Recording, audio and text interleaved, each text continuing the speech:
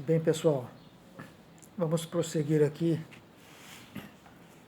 no versículo 18, onde Paulo diz: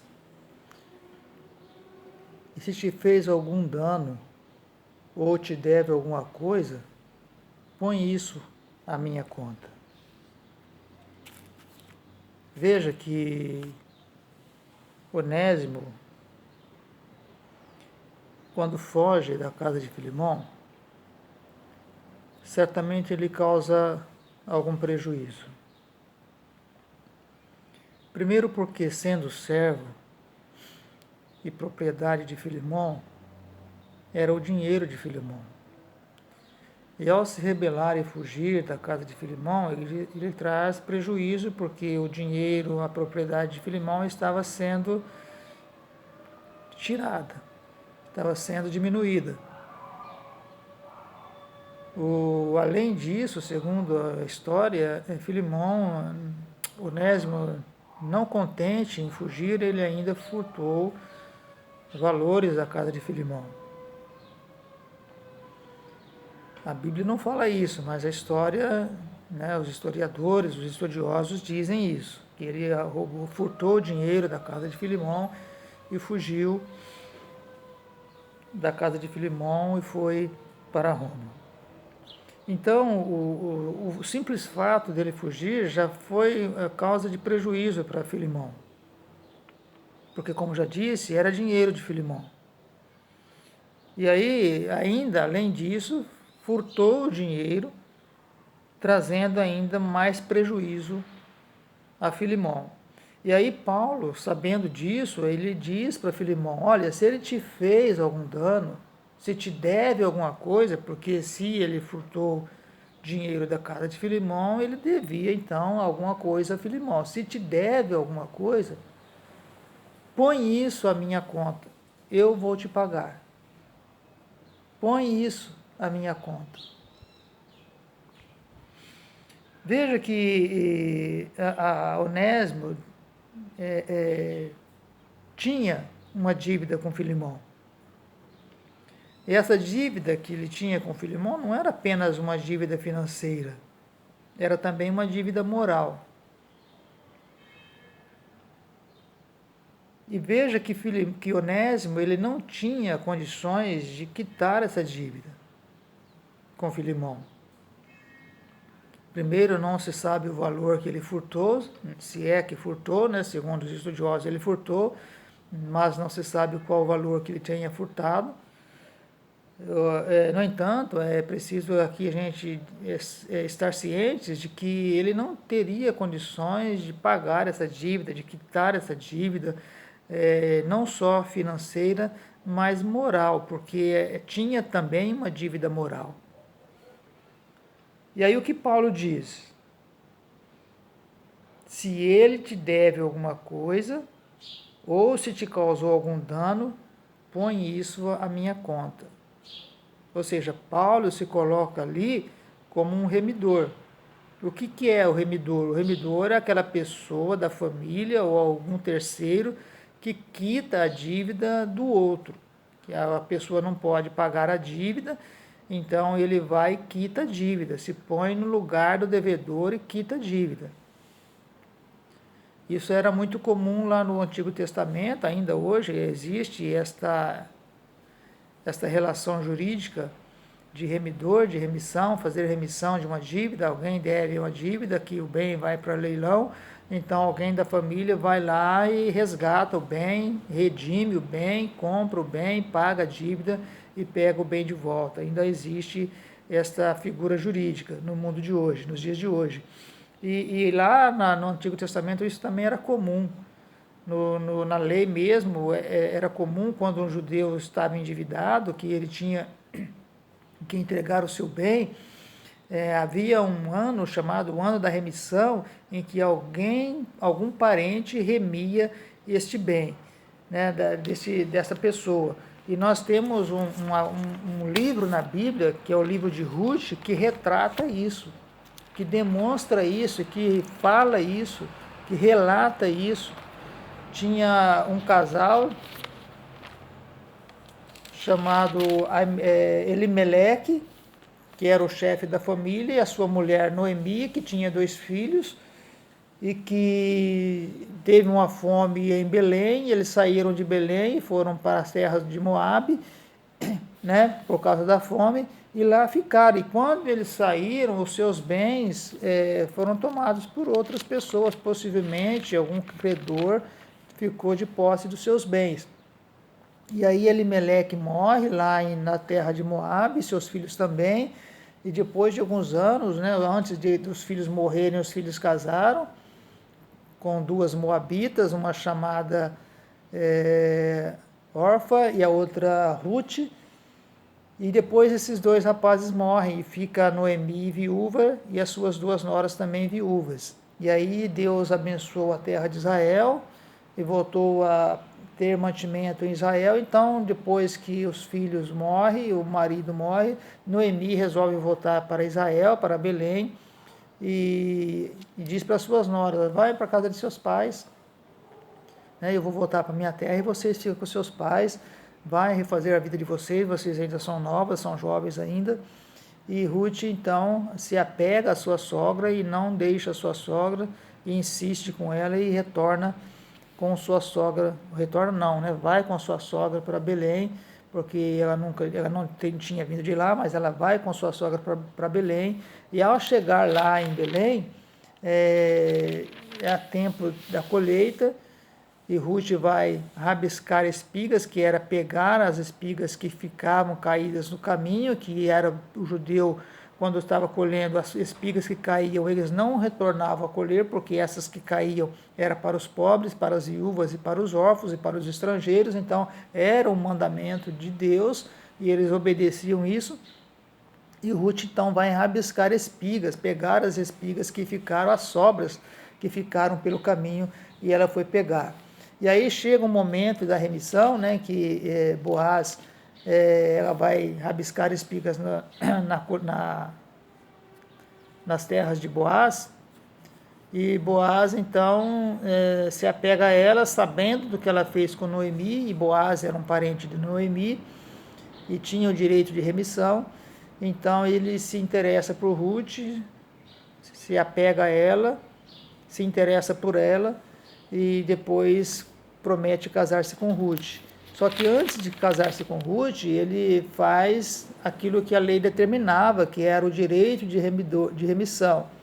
E tinha um outro parente de Noemi, que era mais próximo do que Boaz, que também tinha o direito de remissão. Então, o que Boaz faz? No capítulo 4 de Ruth, Boaz vai e fala para... assenta-se à porta da sua cidade e chama, né, os anciãos da cidade. E aí esse outro parente ia passando e ele chama, no capítulo 4, versículo 1, ele fala: fulano, desvia-te para cá e assenta-te aqui. E desviou-se para ali e assentou-se. Então tomou 10 homens, isso aqui era preciso fazer, dos anciãos da cidade, disse: assentai-vos aqui. E assentaram-se. Para quê? Para serem testemunhas daquilo que eles estavam tratando. Então disse ao remidor, que era o parente mais próximo: aquela parte da terra que foi de Elimeleque, nosso irmão, Noemi, que tornou da terra dos Moabitas, a vendeu. Mas ela tinha direito de remissão. Então o que ele fala?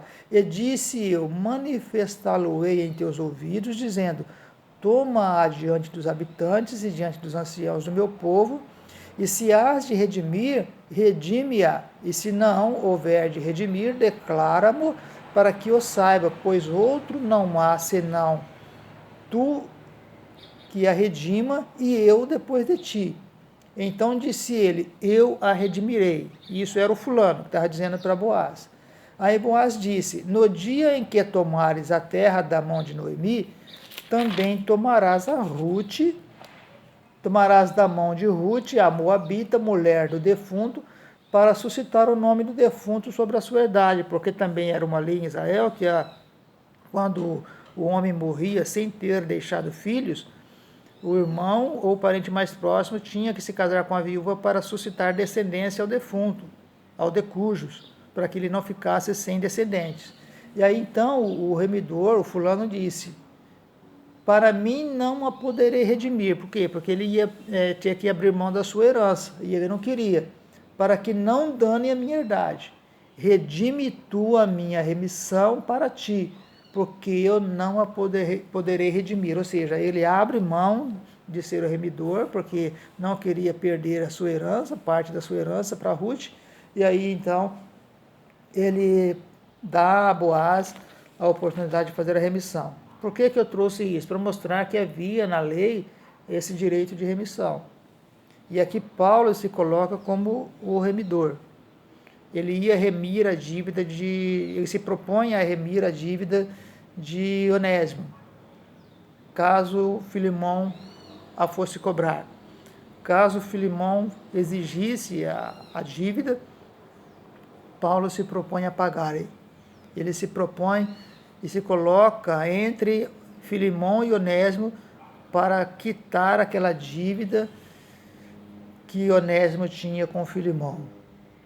E aí eu, observando também esse texto bíblico, esse versículo, a gente também vê nele algo mais profundo do que apenas Paulo dizendo a Filemão que está disposto a pagar a dívida que Onésimo tem com ele. Olhando para o versículo bíblico, a gente traz também aqui para o sentido espiritual e a gente consegue ver nele também algo de Deus para a humanidade. Algo que o homem também fez contra Deus, mas que Deus também faz em favor do homem. Então aqui nós vemos no versículo 18 o que? Algumas questões. O que? Primeiro, que Filemão teve prejuízos, que Onésimo furtou bens de Filemão e que Paulo se coloca como o remidor. E aí, trazendo para nós, o que nós conseguimos interpretar? Que assim como Onésimo, o homem também furtou algo de Deus. Alguém pode estar perguntando, mas quem pode roubar a Deus? E essa mesma pergunta foi feita pelo povo de Israel, lá em Malaquias, no capítulo 3, no versículo 8, quando Deus usa o profeta Malaquias para falar com Israel, com os sacerdotes e com toda a nação de Israel, porque não foi só com os sacerdotes que Deus falou, mas com toda a nação de Israel. E aí Deus fala assim, através de Malaquias, no versículo 8 do capítulo 3. Eu vou ler o versículo 7 para que fique mais claro, né? E desde os dias de vossos pais, vos desviastes dos meus estatutos. Aqui Deus está dizendo para o povo. E não os guardastes. Tornai-vos para mim. Aí Deus está convidando o povo para voltar para Deus. E eu tornarei para vós, diz o Senhor dos Exércitos. Mas vós dizeis, em que havemos de tornar? Roubará o homem a Deus? Eles fazem essa pergunta. Aí Deus responde, todavia vós me roubais e dizeis, em que te roubamos? Aí ele fala, nos dízimos e nas ofertas alçadas, mas não é sobre isso que eu vou falar. Não, né? Eu só quero trazer para vocês isso. Roubará o homem a Deus? Aí Deus mostra a eles que o homem pode roubar a Deus. E aí, trazendo para o nosso versículo em estudo, assim como Onésimo furtou a Filemão, seu senhor, o homem também furtou a Deus. Mas como que o homem furtou a Deus? Primeiro, o homem furtou a confiança de Deus. Quando Deus colocou o homem lá no jardim do Éden, confiou nele todas as coisas, que ele estava ali para ser adorador, que ele estava ali para ser cuidador do jardim, que ele estava ali para ser o administrador de tudo, o dominador de tudo. Deus apenas proibiu-lhe de comer do fruto de uma árvore que estava no meio do jardim, o fruto de todas as árvores ele poderia comer, mas não daquela que estava no meio do jardim. E aí Deus deu plena confiança ao homem, né, para que o homem glorificasse a Deus, porque o homem é a obra-prima de Deus, Deus criou o homem para a sua glória, e aí o homem vai e dá ouvidos ao diabo, dá ouvidos à serpente que estava ali disfarçada de serpente, né, mas era o diabo, e desobedece a Deus, roubando a confiança de Deus, uma dívida moral, portanto, assim como Onésimo tinha uma dívida moral com Filemão, o homem também tem uma dívida moral com Deus, porque quebrou a confiança, e mais do que isso, roubou a glória de Deus. Mas como que o homem pode roubar a glória de Deus? O homem rouba a glória de Deus quando não dá louvor a Ele, quando não obedece a Ele, quando não reconhece Deus como o soberano, como o Criador de todas as coisas, como o Pai de tudo, como o Autor de tudo. O homem rouba a glória de Deus quando ele se rebela contra Deus, quando ele não crê em Jesus, que é o seu Filho amado que ele enviou ao mundo para morrer em nosso lugar. O homem rouba a glória de Deus quando ele não dá glória a Deus, mas dá glória a outras coisas. Quando ele sente prazer em adorar outros deuses e não ao Deus verdadeiro, ao Deus Criador dos céus e da terra, que é digno de toda honra e de toda glória. Então, tal qual Onésimo, que furtou e tinha uma dívida com Filemão, o homem também furtou a confiança de Deus, furtou a glória de Deus, e isso pode parecer estranho para alguns, mas nós vamos ver isso mais adiante. Que como se toda a glória é devida a Deus e nós damos glórias a outras pessoas, a outros deuses, nós estamos roubando a glória que devíamos dar a Deus e dando a outra pessoa, ou seja, estamos roubando a Deus. Então, e aí o que acontece? O homem tem uma dívida com Deus, assim como Onésimo tinha uma dívida com Filemão. E o homem também não tinha condições de pagar essa dívida, assim como Onésimo não tinha condições de pagar essa dívida. E aí o que o Paulo faz? Paulo se coloca entre Filemão e Onésimo para ser o remidor. E aí acontece a mesma coisa com o homem.